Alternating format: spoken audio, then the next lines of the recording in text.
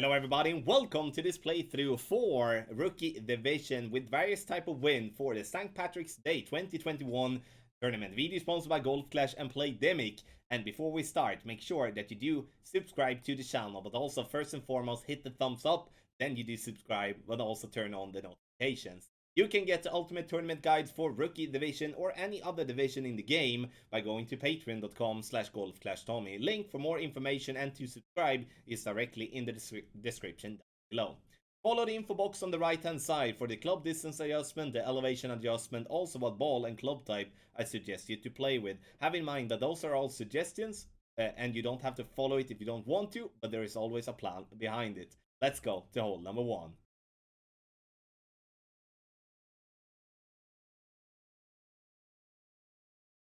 For hole number 1, we're gonna play with the driver that gives us the most power possible in headwind. If we do have a tailwind or a crosswind, we could look into playing with the quarterback instead to utilize the better ball guideline and the better accuracy. Now, 4.5 bar topspin, 2 bars of side spin to the left. My plan here is to have the ball guideline pointing straight down the middle. And as you can also see, I'm using the yellow ring to be just by the rough line. But most especially, the ball guideline is the important part. I would recommend to not use more than 4.5 bar topspin in regardless of what wind angle you're gonna have, because if you do use too much, you will roll into the rough at the top, which obviously will remove the chance for an eagle. Now we're getting to 326 yards, and now we get to the second shot, which is a backbone rough bump. And here I'm gonna use 1.5 bar of topspin.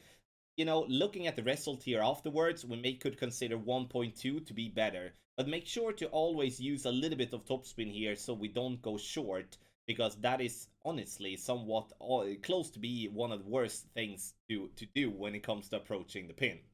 No elevation, we estimate the club distance and then take our shot. So in the end, I do over adjust this one just slightly, but I think this is a very solid play where we do spend a quasar ball, which you can get for free in the golf pass chests, and also in free chests that we do have in the game. And the backbone will be working as the long iron that is the best for me. But if you do have a long iron with, let's say, the Grizzly level 7 plus, use the Grizzly level 7, as you do want to have as good ball guideline as possible. Good chance on hole number 1.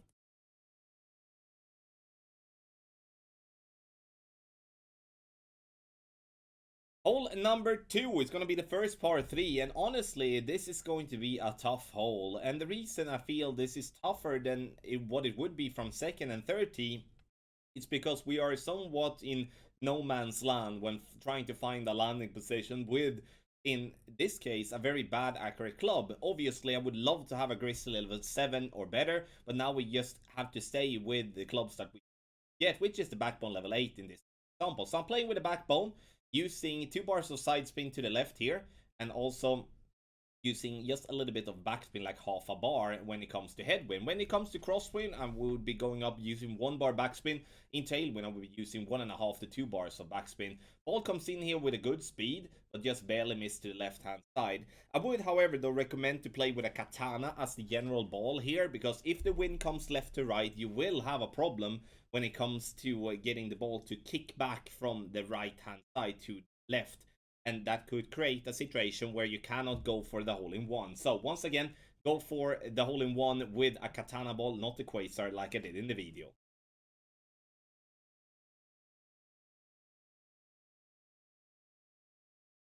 Hole number 3, here I'm gonna play with the quarterback, and the reason I do want to play with the quarterback here is to make sure that we do have a good accuracy and prevent ourselves from going into the rough or the sand with a bad great ball. I also want to pack the big dog as my wood club to make sure that we do have the power for the second shot. The ball that we play with is a Titan to have power 3 as a minimum.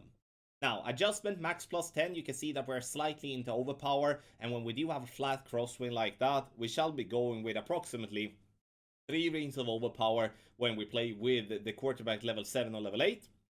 If you play level 9, level 10, don't use any overpower as you have more power instead.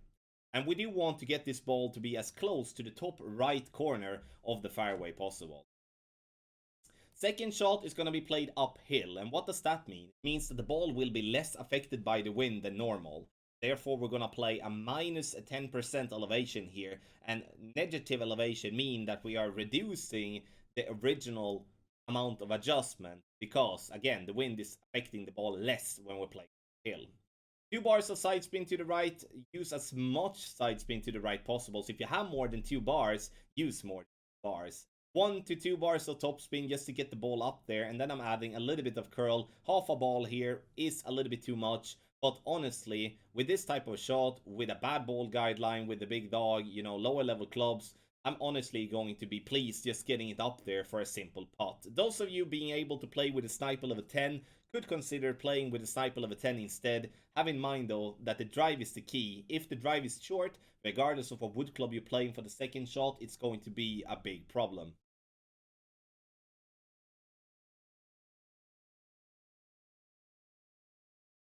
Hole number 4, we're gonna play with the long iron that gives us the best ball guideline possible. For me, that is the backbone level 8. Even though the ball guideline isn't that good, but it's still going to be better than obviously having a worse ball guideline. But the Grizzly level 7 is definitely the club to play, like 7 plus if possible. Here I'm using a little bit of top spin, 1 bar of left spin, trying to have the second bounce on the beginning of the fringe with the ball guideline pointing straight at the hole. And here comes the difficult part with having a bad ball guideline, because you don't really know if you're aiming directly at the pin or not. Adjustment medium distance with a 10% over adjustment, and we're playing with a Marlin ball in this case. And the reason we play with a Marlin ball is because I do not feel that we have a better chance playing with a better ball. Then it's better to save the better balls and play and give ourselves a chance with the Marlin. And look, right at pin for a beautiful hole-in-one with the backbone on hole number 4.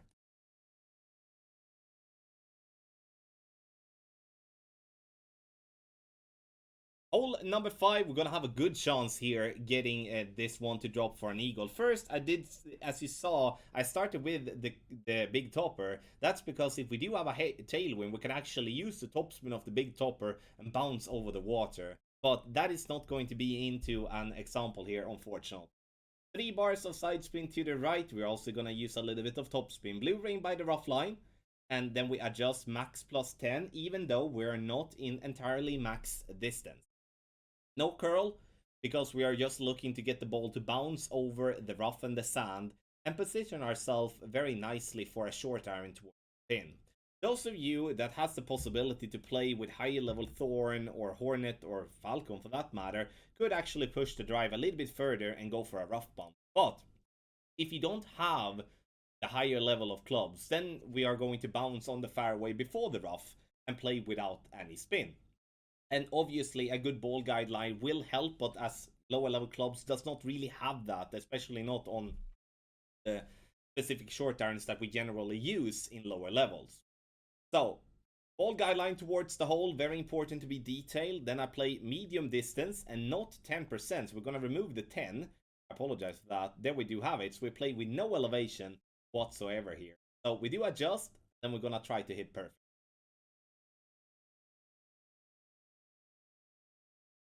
Oh, there we go. Perfect ball.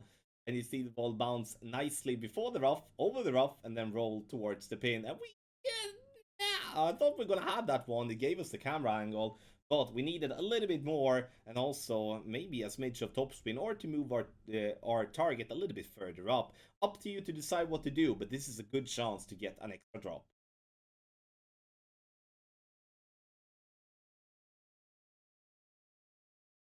For hole number 6, I do want us to play with the big topper here, but I would say like this. If we do have a straight headwind and you don't have a big topper level 3 or better, then play with the driver that gives you the most power instead, even though that driver may be having less topspin, or it will most likely have less topspin. Max topspin, and in this case 1 bar of, or like as much side spin to the left possible together with max topspin, leaving the ball guideline to be in between the rough on the left and the rough on the right.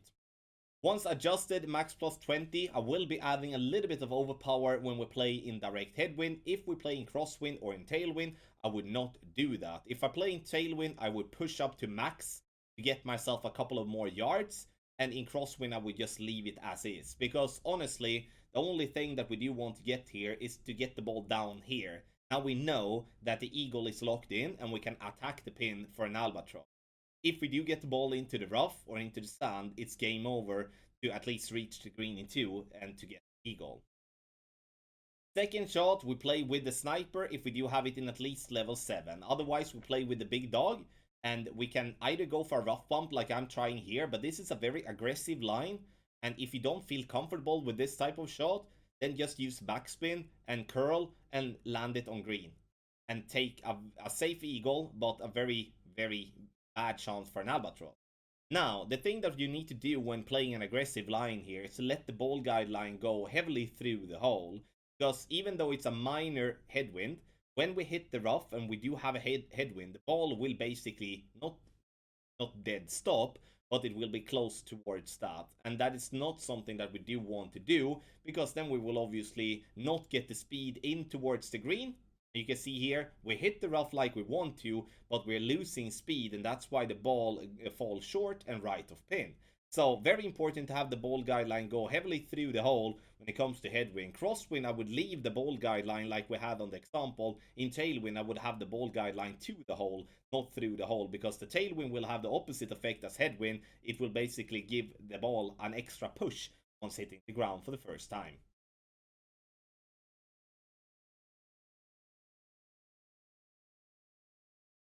For the final of the par 3s, we are going to play with our backbone, and we're going to bounce over the rough in this case. The reason for that is that the rough bump is very glitchy from this direction. If you are also playing from the second tee, you will notice the massive difference of what tees you like, in what angle the tees are at. So front tee we play way left, then second and third tee we are way right instead, which obviously creates different type of play. No no spin is what I would use in headwind. In tailwind, I would be using 1 bar of backspin. In crosswind, I would be using half a bar of backspin. And no side spin as I'm playing with a basic ball. Maximum distance with a 30% over adjustment here. And we can see that the ball comes and rolls. Come on then. So close. So either we move up the position a little bit, or we just have to reduce a little bit of backspin in this scenario. But in the end, play with the long iron that gives you the best ball guideline. For me, that is the backbone, but Grizzly level 7 plus would be obviously a better option. A basic ball, save the better balls, as you will not be having a better chance with a better ball. Then, then it's not worth spending any of the better balls that you do have.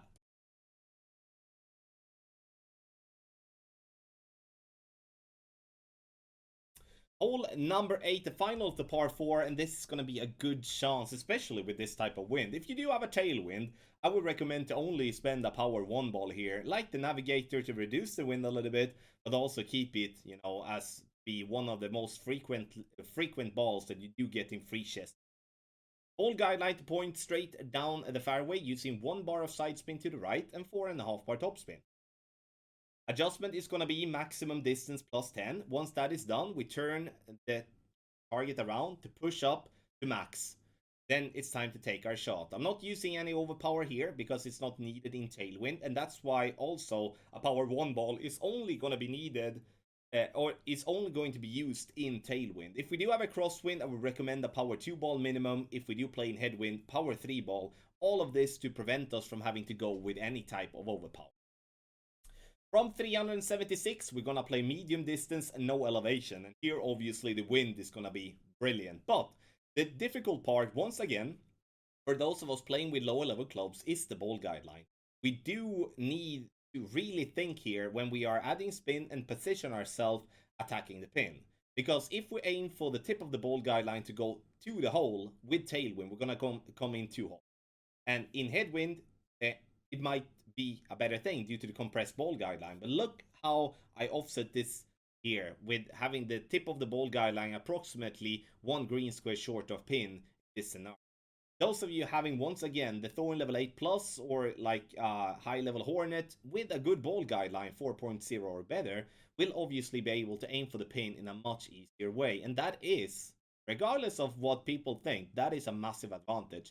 Now we do still get this one to drop, and I really enjoy that, obviously. But have that in mind when it comes to the position of the ball guideline, which is unfortunately tough for every player, not just a new player in the game, but also some players that has been playing the game for a very long time will struggle with doing that because they are used with better clubs. Good chance on hole number 8 for an extra.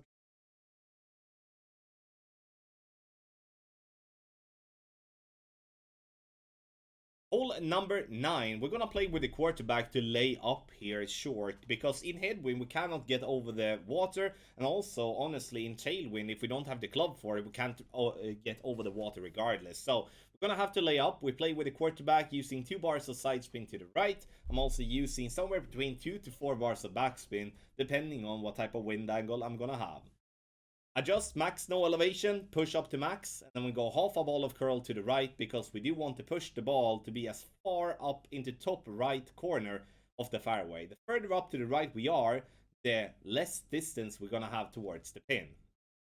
Now, second shot in headwind, we cannot reach over the rough, then it's just to be smart, pick the right club, and in this scenario it's gonna be the horizon, even though you have it in just level 1. Use the horizon because it has a lot of topspin. That will help you loads, because the more topspin you have for this shot, the closer to the green you're gonna get. If you are even lucky getting somewhat of a glitch roll, you will get the ball to roll down on the green and also then have a simple putt. If not having the horizon, you can go towards the big dog or any other club. I would say basically choose the club that gives you the most topspin as a wood club, because you're gonna need it. Now, if you end up there at the hill, make sure to pack a wedge that gives you as good ball guideline possible. Again, I talk a lot about ball guideline, but it is important. Now the Firefly level 5 has a good ball guideline, but I'm playing this one fairly stupid, to be honest, because when using all the topspin and not having a fully developed ball guideline, this ball is gonna hot. And even though we drop it, it is honestly a bit lucky. So I would say like this: if you do have a good ball guideline, meaning 4.0 or better, use all the topspin that you do have and rely on the ball guideline. If you have a worse ball guideline, then don't use any spin. Leave the ball guideline just slightly short of pin and let the ball then do the job. So you don't come in too hot, because honestly, if the pin would have been made of steel, that ball would have smashed that pin into pieces. Thank you so much everybody for watching this playthrough with various type of win for Rookie Division in the St. Patrick's Day 2021 tournament here in Golf Clash the game. Video here is sponsored by Golf Clash and Playdemic. Make sure you get the ultimate tournament guide for Rookie or any other division in the game and improve your tournament play directly. Patreon.com/GolfClashTommy to read more and also to subscribe. Link directly in the description below. Thank you so much for watching, and a massive good luck in your Golf Clash game.